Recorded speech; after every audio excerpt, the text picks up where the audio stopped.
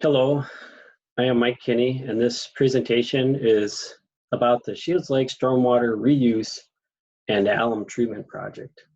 Before I start, I'd like to provide you with a short biography. I grew up on a dairy farm in northern Wisconsin along Lake Superior. I started my undergrad as a business major, where I became a member of an honor society in economics, and that continued to influence my work in conservation throughout my career.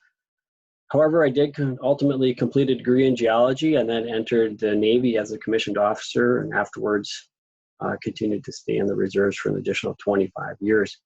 But after leaving active duty, I did research with the U.S. Bureau of Mines, and there I was focused on a project related to core sampling on Mars.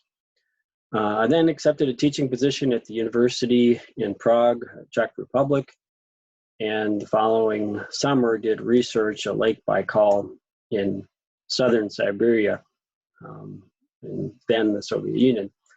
I completed my master's degree at UW-Madison in water resources management, and then after that went on to work at a county conservation department in Wisconsin for 12 years. Those are SWCD equivalents, but are part of the county structure. There I became a certified crop advisor and focused mostly on farm profitability efforts related to nutrient management and cropping systems. After that, I served as the administrator for the Prior Lake Spring Lake Watershed District for 7 years. For this project, I will also be discussing the Comfort Lake Forest Lake Watershed District version of PTM, prioritizing, targeting, and measuring. This approach is based on the core framework of adaptive management, diagnostic monitoring, and cost-benefit analysis. This water-centric approach to continuous process improvement has greatly compressed both the time needed to reach goals as well as the dollars to get there. Adaptive management, we have seen this in the past in many variety of forms, and for anyone involved with Lean Six Sigma work, which I started about 15 years ago, you will recognize this also in a similar form. Diagnostic monitoring is one of 3 types of monitoring that the district employs to maximize the utility of data in combination with modeling. And then finally, going to also include some discussion about the method for cost-benefit analysis and how this then is utilized to maximize the effort of both the staff time and the financial resources. So again, PTM, initially you want to look at the, you're going to start in this assessment area of progress, like where you are and how do you get into a design strategy for improvement. Really kind of stepping back and taking a look at things. And as a function of that, we tend to then look at baseline monitoring information to inform these initial discussions and decisions. And often they're related to long-term lake, stream, and river trend monitoring, and they include documents or reports like TMDLs, RAPs, etc. However, that's just one of a variety of different monitoring efforts that can be utilized, and we're going to go over that as well. So one of the things that we did early on was early 2014, here was the completion of a subwatershed analysis for Forest Lake, and now it provided us with a nice list of things, summary of preferred stormwater retrofit opportunities, ranked by cost effectiveness with respect to total phosphorus reduction. And so while there's an effort to go out to do field verification with this work, the point that I really want to make here on the value of diagnostic monitoring is how it can be utilized to calibrate the modeling and really redirect your focus.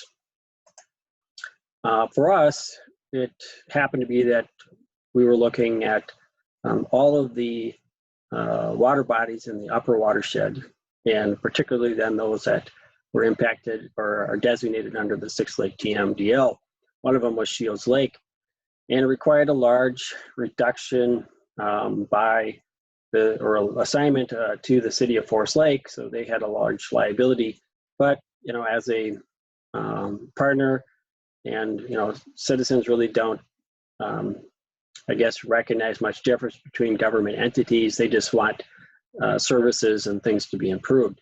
So the district started looking at this, and though Shields Lake was a small water body, only 30 acres total, and not utilized much from a recreational standpoint, and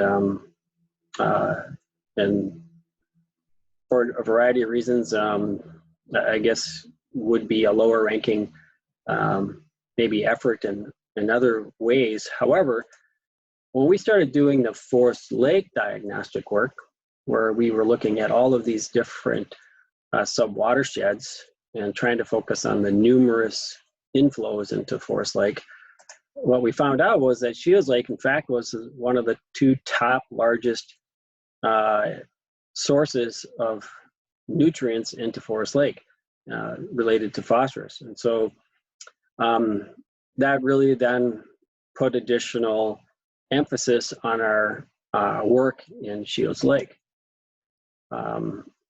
And again, in parallel, it happened to be then that we started doing diagnostic work in both of these water bodies in a similar time frame. But for Forest Lake, the Shields Lake diagnostic, or the diagnostic work there, showed that Shields Lake needed a large reduction, and the flow-weighted mean concentration of 264 parts per billion was quite high, making it generally the most impaired water body in the district. So the employment of targeted efforts to do the implementation really then falls on the value or the effort related to diagnostic monitoring. This is very different than the baseline lake monitoring, and I think there's I get there's a fair amount of confusion based on conversations with people about these differences of monitoring, because this type of monitoring is short-term in its nature, 1 or 2 years. It's grab samples and flow measurements to calculate loads, and it's really critical to calculate the potential projects or the cost benefit of potential projects to allow you to really start with that, one top rank project, and not go after 10 or 20 that might have somehow been identified through another means.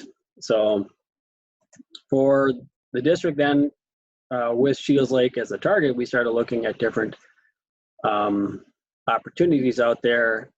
And of course, the golf course was certainly suggested, and I could see why.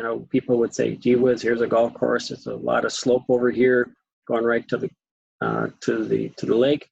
But in conversations with the staff there, they had been doing basically what amounted to a nutrient management plan. So they had really not been utilizing phosphorus in their fertilizer because it's the most expensive component of fertilizer for quite some number of years. And so with our targeting effort through diagnostic monitoring for Shields Lake, what we had found, in fact, was this western drainage area was the highest load. And again, we can look at what the modeling was initially, and then how that varied based off of diagnostic monitoring. And that's very important. It does, really guided us as to the area of the upper watershed, the external load that we needed to address, and helped us then calculate more accurately the work that needs to be done within the system and downstream in the lake. So, so one of the things too about the value of diagnostic monitoring in combination with the modeling is twofold. One is that it just informs the data from the monitoring informs the sub-watershed analysis work or any modeling work to calibrate it. And the other is that even though you may do field investigation work with your subwatershed analysis effort or otherwise, it's just simply not possible to identify historical legacy loads. And so this is two things. One is we have an ongoing load, from current land uses, but then there are likely many of these, and that's our experience thus far, historical legacy loads where some past activity has greatly impacted a wetland, and then that's become an ongoing source to a downstream water body. So as such, these are very different efforts, and result in this really marked difference in our ability to focus on the problem from both a cost and time framework. So, because you could use either time or cost in this sort of approach, and we see then that this diminishing rate of return once you get past particularly the 20% category. So in terms of a return on investment, but one of the things that the district is trying to do is focus even, on a tighter range, because if you could get 70% of the results on most of your water bodies, you're probably going to get to the state standard, and if you could do so at 10% of the cost. So the district presently is on track to probably get all of its water bodies to the state standard in about a 15-year time frame. And in contrast, our efforts, at least currently as I understand them, with the One Watershed plan for Lower St. Croix, they're going to focus on subwatershed analysis without utilizing any monitoring data to calibrate it. They are looking, in fact, at 1% of improvement per year, and that makes it a 100-year plan. From our experience, we could probably greatly decrease both the cost and the time frame to get to those improvements if we were to employ diagnostic monitoring into that effort. So, and this just goes into this point that some have asserted that all projects are good projects, but when you have limited dollars and time, that's just simply not a true statement. It might be from the standpoint that you will have some smaller benefit, for whatever, maybe it's some local biological or something else. But on the scale of things, again, when you're out into this range of the curve, it's just not a great utilization of either time, staff time, or financial resources, given our competing funds for other things in society. So the problem again is Shields Lake is impaired for excessive nutrients and required a very large reduction to meet the state standards. So with that, then through diagnostic monitoring, we're able to really target our performance or what we wanted to do based on that data. Because again, sometimes it's a matter of, it's a scale thing. This picture of a wasp cob here certainly will perform as designed over a short period of time. However, when you look at really the exposed tillage here, now that's really the overall larger problem that's going on. The wasp cob is not addressing erosion and things down here. And so, again, when we look at ultimate solutions, what we're looking at even locally within our own subwatersheds is to focus on what the data is telling us. For the St. Croix, Lower St. Croix, the Minnesota St. Croix Research Station did a SWOT model analysis and showed that improved soil health is really one of the best things that we could be doing. But we don't have a model for that, so we're not really able to do so. However, right now the draft plan, implementation plan, calls for a lot of grass waterways and some wasp cobs and things like that. So when we look at things, this is the Moody Lake, and just another parallel We could have done a lot of different projects there, again, that were all identified. But the diagnostic monitoring then really informed us of something very different going on. That in that area, there was, in fact, 80% of the load reduction could be achieved through 25% of the flow to the lake. And that was just through one project based off of a legacy load.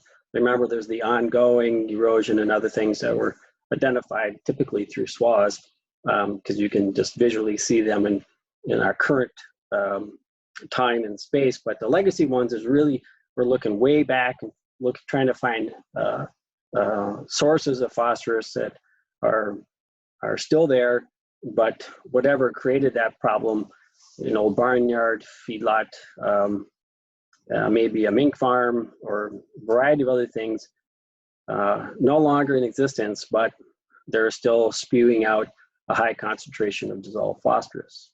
So, and unfortunately, the SWA without that data just can't identify them. I wish they could, but they just don't have a mechanism for them. So with the targeting then, we identified the hotspots, and then to develop the projects, both the phase 1, the stormwater harvesting, irrigation reuse, and then the whole lake alum treatment. So we were able to locate this area here on the golf club's property, which we entered into a 25-year easement to utilize that area for the project. And they've been a great partner on this project all along, very supportive of it. We then included a gravity-fed flow system here to this other lower pond, which they had historically used by pumping from about 500 to 600 feet below the surface, filling it with groundwater and then pumping throughout their course for irrigation purposes. So well, here's just a design of what this pond would look like, and there's a couple of slides of it going in, both the pond excavation and the irrigation piping that was for the gravity flow system. And here it is this year, the pond in place and the native buffer around that in place as well.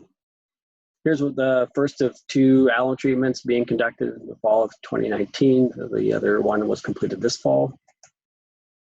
So then we get into the measurable phase, and this is really, I guess, a marked distinction again from the way Bowser does any other sort of efforts. We use this effectiveness monitoring. So, and to my knowledge, it's not utilized very widely at all, unfortunately, because it really begins to inform not only from just the overall data, but understanding the design elements of what makes something work or not work. But we're also then able to demonstrate that our projects are as effective as intended. So, so we picked the locations we needed to monitor, and as well as what our plans were for the large in-lake continuous monitoring. So here's our sites in the overall system. Typically, we're doing 3 years worth of monitoring. Staff or our engineer would run out and get the grab samples during the events at the appropriate time, take flow measurement readings as well. And so hopefully by the time the conference session is here, I'll have the information needed to provide to everyone.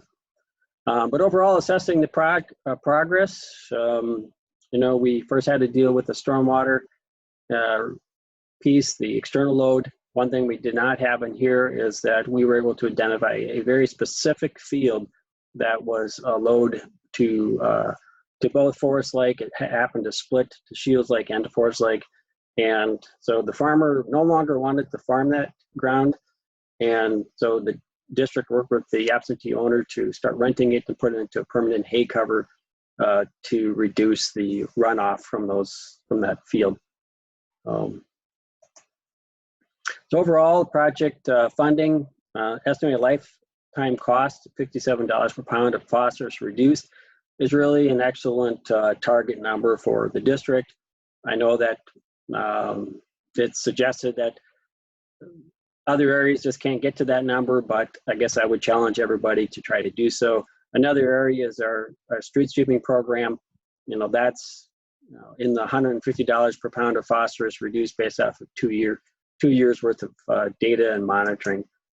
So again, just using adaptive management in our design strategy, working downstream. We'll continue to work on other lakes. If you have other questions, you can reach me on our website or at this email address. So thank you.